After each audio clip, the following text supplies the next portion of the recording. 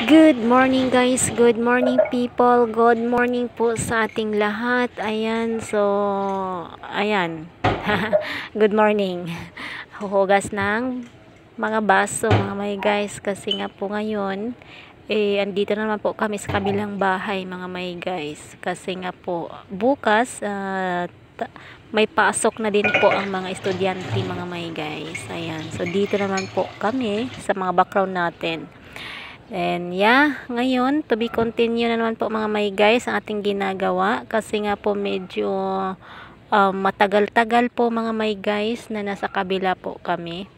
1 week po kami doon kasi bakasyon ng ng anak ng aking pinsan, so doon din kami sa Gentry sa kabilang bahay nila na mismo na kanilang bahay mga may guys. So ating gagawin dito, maglinis na naman po as usual, hindi tayo maka-skip nito mga may guys.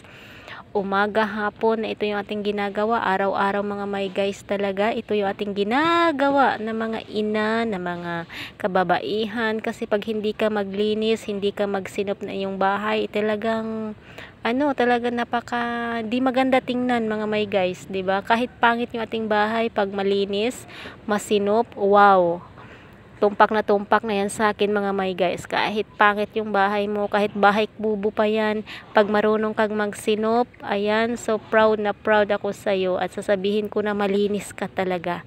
Ayan, so gaya ng dati natin mga vlogs mga may guys, ito na naman po tayo dito. Ayan, kasi medyo na ito mga may guys, pinalitan ko na ito kagabi pa pagdating namin dito mga may guys. Kaya nga po ngayon lilinisan na naman natin, magtatanggal ng mga alikabok, ayan, magwawalis at magmamap naman po tayo mga may guys. Yan po ang ating laging ginagawa, di ba? Hindi po natin yan ma-skip, gaya ng sinasabi ko, hindi tayo maka-skip niyan mga may guys. So ito naman po ang inyong lingkod. Inyong lingkod. Ayan mga may guys. So paki-comment down below na din po kung saan kayo ngayon na nanonood. Mainit? Ha? Nainitan ka? Mag-shower na tayo. Do you want shower? Ha? You want to shower now? Ha? Gusto mo na mag-shower? Gusto mo na mag-shower? Gusto niya mag-shower. Good morning. Morning palangga. Good morning. Morning palangga. Good morning guys. Good morning guys. Good morning guys. Ligo tayo maya. Sige, ligo tayo maya. No? Ligo tayo maya, no? Oh, shush. Shush.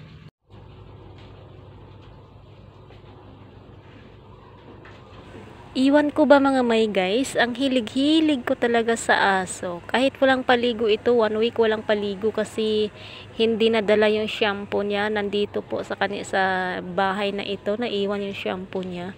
Yung amoy niya talaga amoy aso talaga mga may guys. May mga kuto pa yan. Kaya mamaya mga may guys, pagkatapos kong maglinis dito sa loob ng bahay, papaliguan ko yan at kukutuhan. Kasi yan ang lagi kong ginagawa sa kanya mga may guys. Yun din ang gusto ng aking pinsan. Ayan. So sa mga nagsasabi diyan na wala na akong pakialam doon sa amin, hindi naman po sa ganun.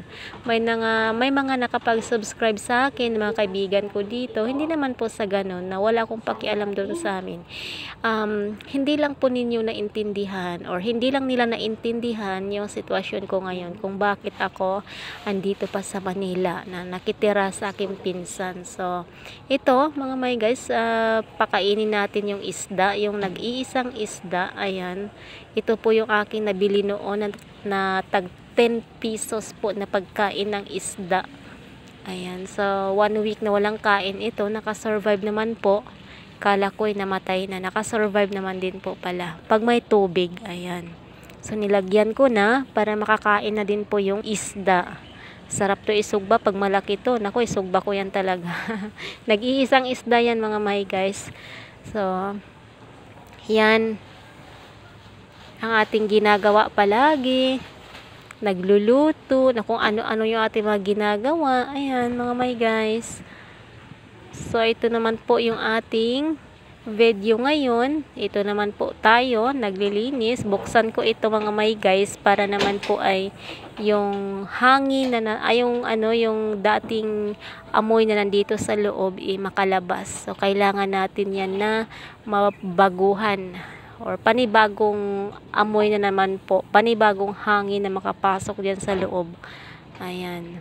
So ganito po yung ating ginagawa every morning mga may guys. Ko yan talaga, ino-open ko yan para yung dating amoy kagabi ay mailabas niya. Ayan, kasi lahat kami dito mga may guys, sensitive, lalo na sa pagdating sa anak na aking pinsan. Sensitive po yan talaga mga may guys. Hindi yan pwede sa mga alikabok kasi yan may sakit yan. Kaya lagi yan na ganito yung ating ginagawa. So magmamap na pala tayo mga may guys. Ayan, magmap na tayo. Start na tayong magmap at yan, nakalagay na ako dito ng aking tapos na yan. Na-applyan ko na ng kalamansi mga may guys. Kaya maya maliligo na ako pagkatapos ng ating trabaho. Ayan, mag-uumpisa na naman po tayo mga may guys. Magbakbaka na naman po tayo kasi isang linggo walang linis ito. Talagang maalikabok na talaga masyado. So kagabi nawalisan ko na ito, kaya ngayon morning hindi ko na ito wawalisan kasi kagabi tapos na yan Tapos magwawalis pa ako ngayon, dagdag lang yan ng aking trabaho, dagdag lang yan ng aking oras pa ulit-ulit. So ganyan yan mga kaibigan, mga may guys, 'di ba?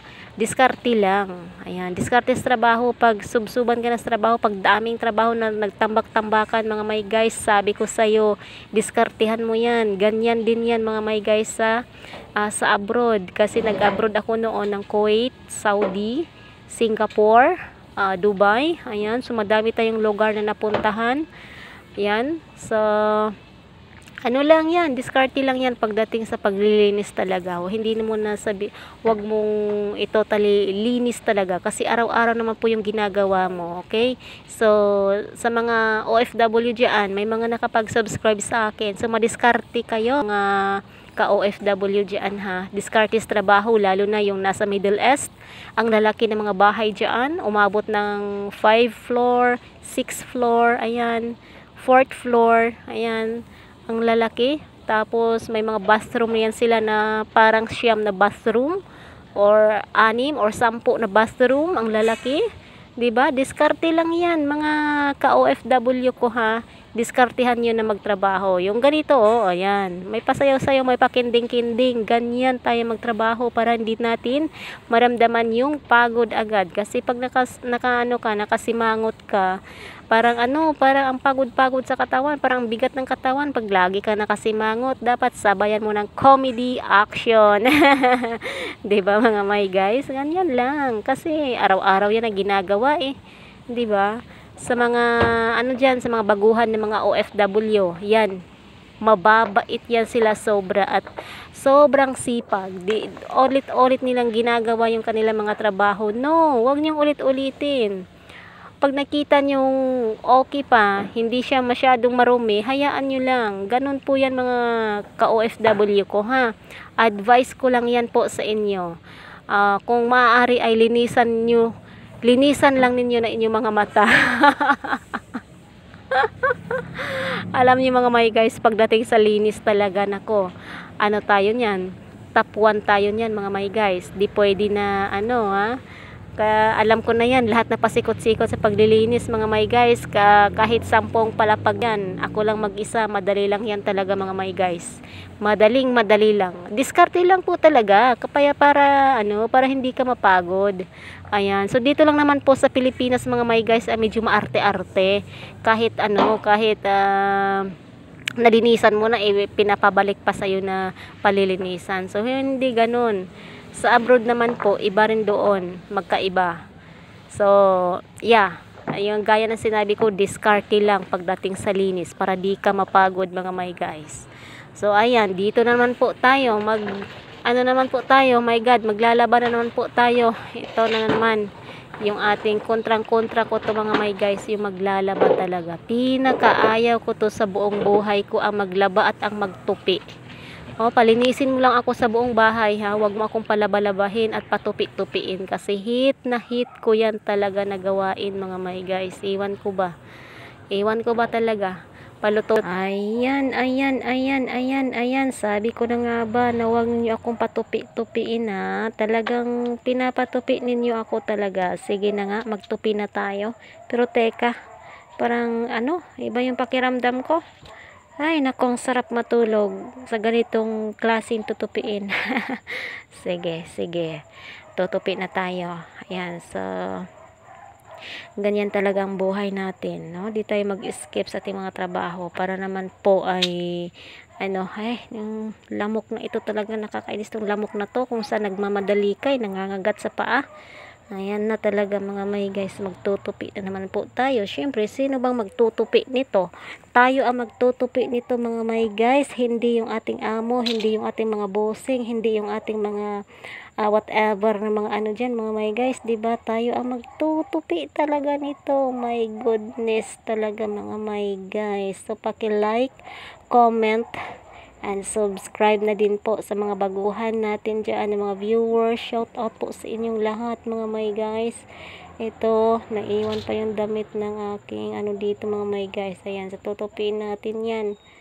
Oh my goodness talaga tong ating buhay talaga na pagkatapos mo maglaba, magtutupi ka na naman. Ayan. So, sino bang magtutupi? Ayan na talaga.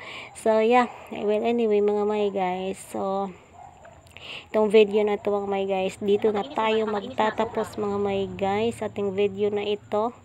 Ayan, so gaya na sinabi ko kanina, wag ninyo akong palabahin at patutupiin kasi yan po ang pinakahit ko nga trabaho sa totoong buhay mga may guys. Kasi sa bahay mga may guys, dadalawa lang kami na aking anak, hindi ako naglalaba. Yung anak ko yung tagalaba. Kasi nga, nasa trabaho tayo palagi. Araw-araw nasa trabaho. Yung nagko-collector pa ako sa bangko. Ako yung collector sa amin mga may guys. Yung mga pautang doon sa bangko. Yung mga card insurance. Yung mga ano dyan. Ako yung collector. Tayo yung collector doon mga may guys. Kaya kabisado ko yung laro na mga pautang ngayon mga may guys. Sino bang ano, mapera dito sa inyo mga may guys ha? Pautang naman kayo. Nagbaka sakali naman po. Well anyway, joke lang yon. Huwag niyong dibdibin masyado. Huwag niyong anuhin. Kasi nga gaya na sinabi ko, happy lang. Bawal yung laging nakasad na kasimangot. Kasi nakakadagdag ng kulubot ng noo yan mga may guys. Diba? Ayan. So, kailangan natin na lagyan natin ng comedy action yung ating araw-araw na ginagawa. Wag naman yung puro ka ano, nakakatanda na paningin. Oh my goodness. Oo. Ayaw ko yung ganon na ano ka ba, masyado kang seryoso. Ano ba? Pinagsiseryosohan mo. Dapat yung trabaho mo i-enjoy mo lang. Huwag mong laging dibdibin. Magsasahod ka ba o hindi? Magti 13 month to pay ka ba? Hindi. Yung na nga mga may guys, ano. Well, anyway, na shout out po pala sa ating mga baguhan ng mga subscribers, sa ating mga viewers, mga may guys. Ayan, paki-like na naman po dyan, mga may guys. Malaking tulong na din po yan sa akin yung like ninyo. At nang sa ganun, mamonetize na din po tayo, mga may guys. Ayan, so magtulong-tulungan na lang po tayo dito, mga may guys. So, back to topic tayo, mga may guys, about sa abroad na yan, mga may guys, ha. Ayan, sa mga ex-abroad na kagaya ko, ano yung mga na-invest ninyo, may mga bagong bahay na ba kayo, malalaking bahay or may mga na ano na kayo diyan, o hanggang dito na lang tayo mga may guys. So yeah, hanggang dito na lamang po tayo mga may guys. Thank you for watching everyone. Yung aking trabaho di pa tapos, bahala na si Batman. Thank you, bye everyone.